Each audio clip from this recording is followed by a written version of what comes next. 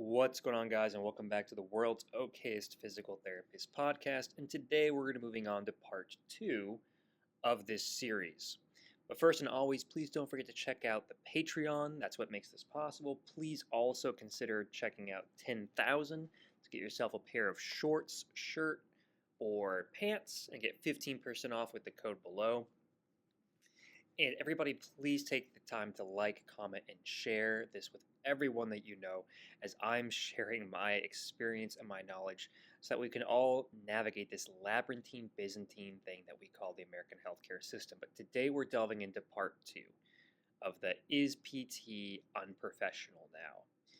And we're going to be digging into the history, the policy, and the power behind the profession of physical therapy. In the very first episode, I went a little bit of a rant talking about the foundational question, why is physical therapy now like a doctorate level profession, and why is it losing that professional title from the Board of Education? Not long ago, however, physical therapists could graduate with a bachelor's or a master's degree. And I was actually off by a little bit when we get into it here in a minute. I said it was in the early thousands. It wasn't until 2016 when that really became official, which we'll get to in a second. But today, almost every single entry-level program awards a Doctor of Physical Therapy, or DPT, title. That shift didn't happen on accident, and instead it was deliberate. It was something that was planned for. It was decided, like I talked about last episode, but we're going to go into a little bit more in depth of that. And today I'm going to try and help tell the story of how physical therapy arrived at the doctorate level. And I hope to talk a little bit about how the APTA, the American Physical Therapy Association, made that happen. So starting with a short history of PT. So if you go very far back, like very, very far back, in the early days of physical therapy, it was actually something that started in response to, I believe, World War I.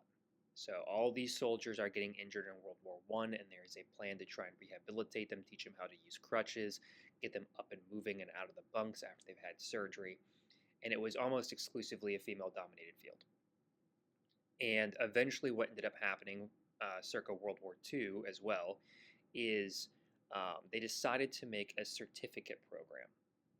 And so after all these global conflicts with World War I, World War II, the polio outbreaks, and so on, the demand for physical therapists grew. And so PT began to shift into a more formalized setting with an education. Over time, it became a bachelor's degree and then eventually became a master's. Until 1996, when Creighton University graduated the first students with the Doctor of Physical Therapy degree. Now, as you're imagining, this made things much more expensive because now you're becoming a Doctor of Physical Therapy instead of just a Bachelor's of Science in Physical Therapy or Exercise Science or something like this. Once Creighton did this in 1996, from that point on, more schools decided they too could make that change until, by 2016, the Commission on Accreditation in Physical Therapy Education, or CAPTE, required all accredited entry-level PT programs in the United States to grant the DPT program. So why did this shift occur? What drove the APTA and CAPTE to feel the need to shift the profession into a doctorate? Well, the arguments that were made were actually pretty decent arguments. One, the growing complexity of care. Physical therapists found themselves operating in an environment that was much more complex than it had been at the onset when physical therapy was born. Modern PT practice involved more than just understanding what many considered the basics of rehabilitation. There is now the problem of differential diagnosis, which is where you have to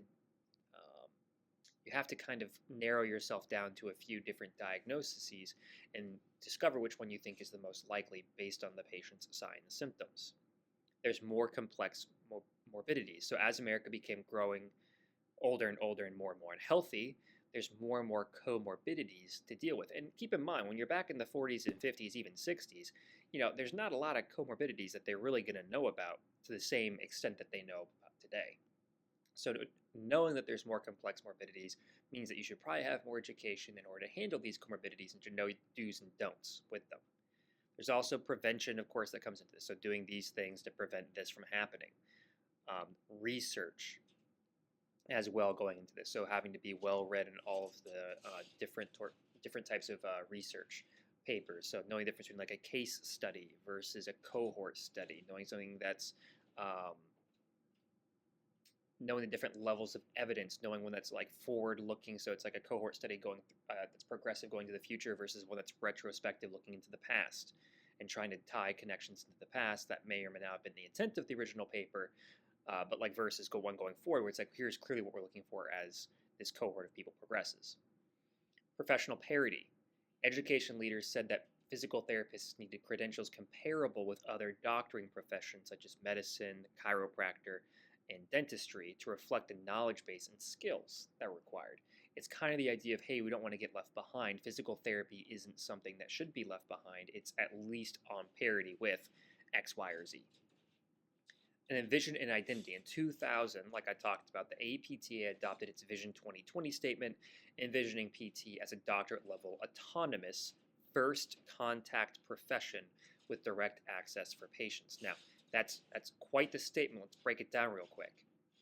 When it says doctorate level, that's pretty obvious. Autonomous, meaning they can practice on their own without other doctors having to tell them what to do. And on a first contact profession, with direct access for patients. This is where people get hung up. So, the way that physical therapy used to work is you used to have to require a referral from your doctor. Okay, so the only way you would see a physical therapist is if your doctor referred you to one. You can imagine that kind of gatekeeps a lot of people from being able to make it to see a physical therapist because it's your primary care provider that's going to have to decide whether you should go or not. Well, what happened was physical therapy began lobbying, saying, no, we should be able to see patients that walk in off the street. We can save them money. We can save insurances money if they come to us first and we screen them and decide what we think is going on. And now you can kind of see why that push for a doctorate level education made sense. Because if somebody's walking in off the street, and your goal is to be able to discover what's going on with them, have a pretty good idea of what's going on with them. A rotator cuff tear, for example, versus a strain or a sprain, that's really important to be able to discover because if somebody just walks in and says, rehab me, and you don't have the knowledge of anatomy, physiology, dosage, age-related illness, and things like this, and the comorbidities, well, now you have a very big problem because all you know how to do is to strengthen certain conditions or deal with certain conditions, but you don't necessarily know how to diagnose or to look for signs and symptoms to diagnose, at least not professionally. As physical therapy pushed to be able to become direct access, allowing patients to come directly off the street to be treated and evaluated, that's where the need for the doctorate level of education came from. So you can see how in the early thousands, the APTA was being ambitious. It was looking to separate itself from the other medical professions to gain autonomy and to become its own doctorate level program. Now, you can see how right off the bat, that's an issue. There's a lot of other doctors out there. There's doctors of osteopathic medicine, doctors of chiropractor, doctors of dentistry, just normal medical doctors. And now you are trying to be the upstart. You're trying to create a little space for yourself amongst these guys and then take away business from them, right? Because if the historical method is I have to go to my doctor to then get a referral to go to physical therapy, that is a lot of power for a medical doctor or a doctor of osteopathic medicine.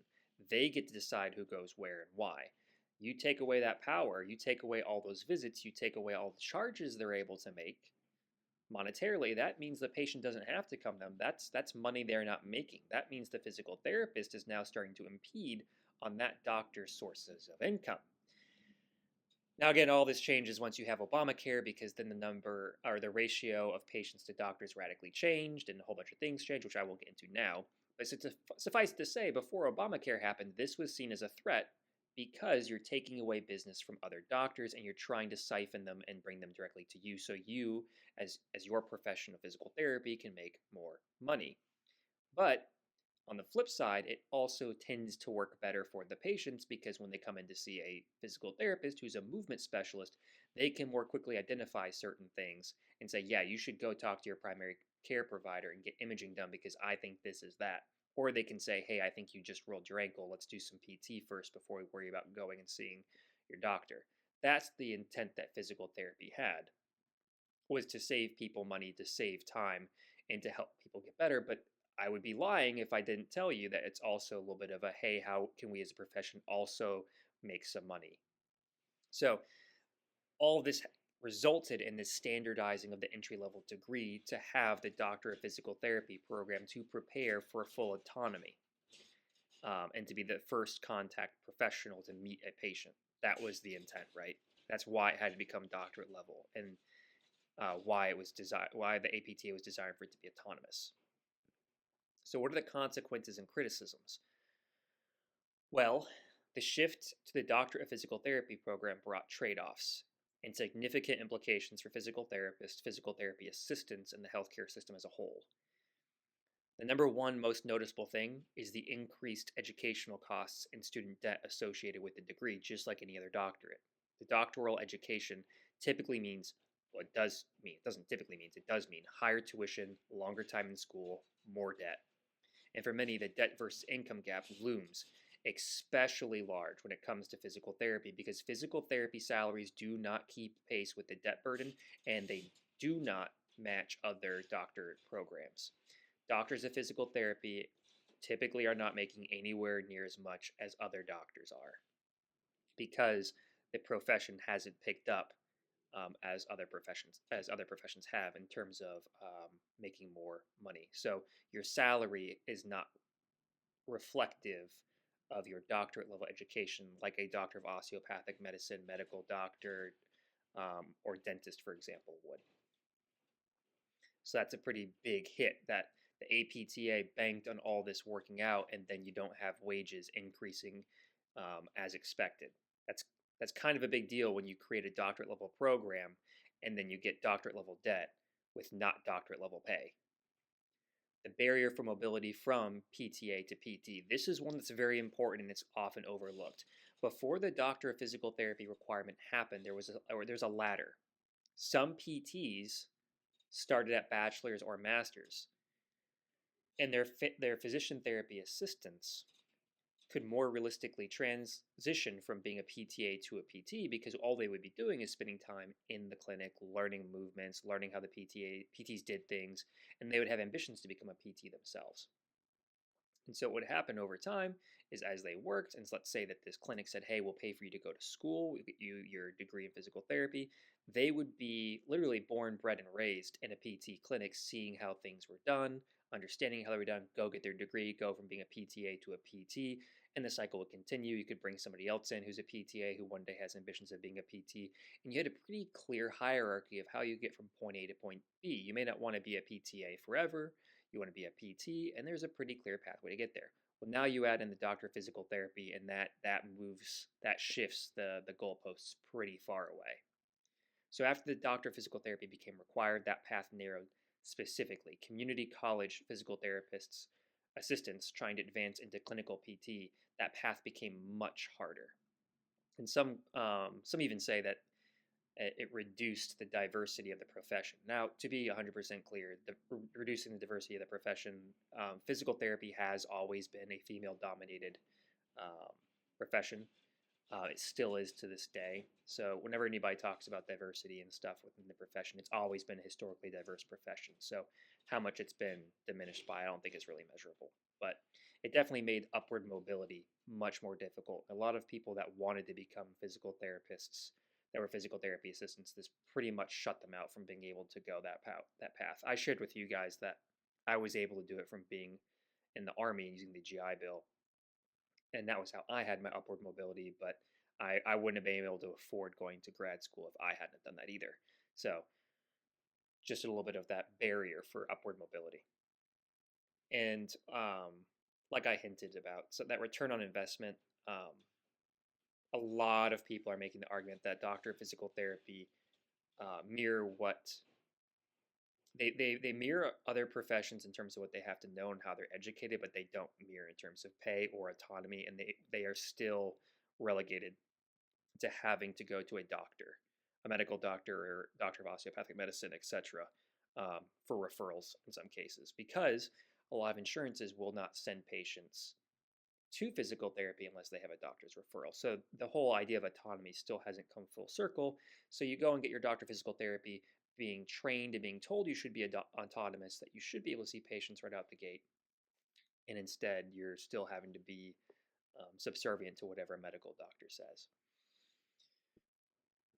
So, what actually changed and who changed it? The shift, um, the shift kind of came across as a mess.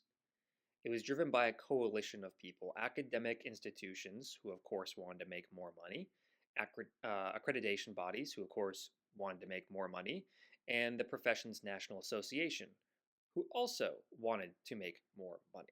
CAPTI started accrediting bachelor's level programs, which effectively pushed the entire profession upward. Universities had to follow suit, converting their master's or PT certificate programs into official Doctor of Physical Therapy programs.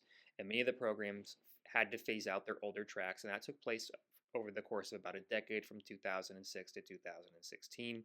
And of course, the APTA's driving vision of 2020 and that public stance helped legitimize the shift, giving it an organizational backing. So you have the universities, the accrediting bodies, and the APTA. Now, what did they expect to happen? CAPTI expected that they were going to make more money by having more doctors of physical therapy, and doctors make more money, get more respect, get autonomy. So they were trusting on the APTA to hold up their end of the bargain.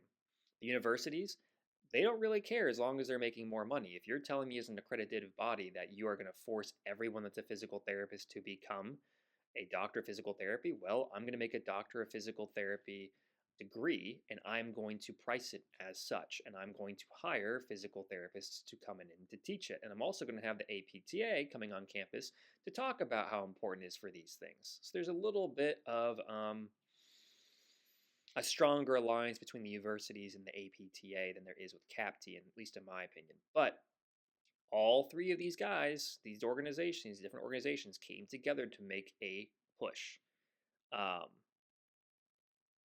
I would definitely argue it was driven by a desire to, of course, make sure physical therapy became more autonomous and was more capable and able to help more people. But again, you can probably tell from my tone, we would all be lying to ourselves if money wasn't part of the driving force here. And that's going to probably get me into trouble for saying that, but it's just a fact. So now let's take a look at the last question, reflecting, looking back, gains versus trade-offs.